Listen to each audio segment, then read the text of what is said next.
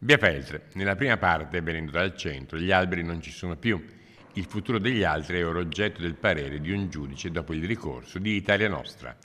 Oggi intanto è stato dato il via al cantiere che cambierà il volto della strada da Piazzale Marconi fino a dove gli alberi sono stati abbattuti. Oggi è l'avvio del cantiere del progetto di via Feltre. Da oggi in poi proseguirà come era da progetto. Ricordo che è un progetto molto importante e sentito anche dalla cittadinanza di via Feltre, quindi i commercianti e gli abitanti di via Feltre sono anche espressi sui giornali e questo mi fa molto piacere.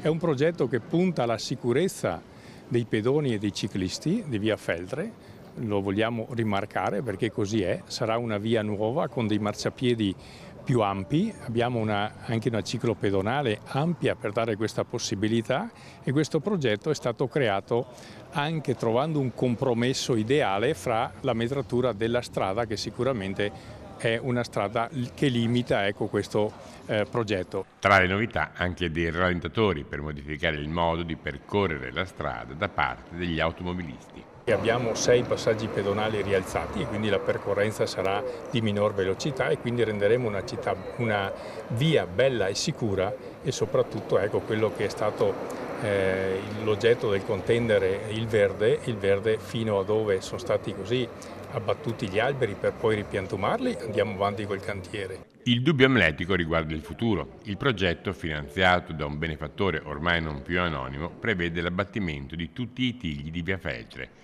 e se il Tribunale desse ragione ai ricorrenti e ulteriori abbattimenti fossero vietati?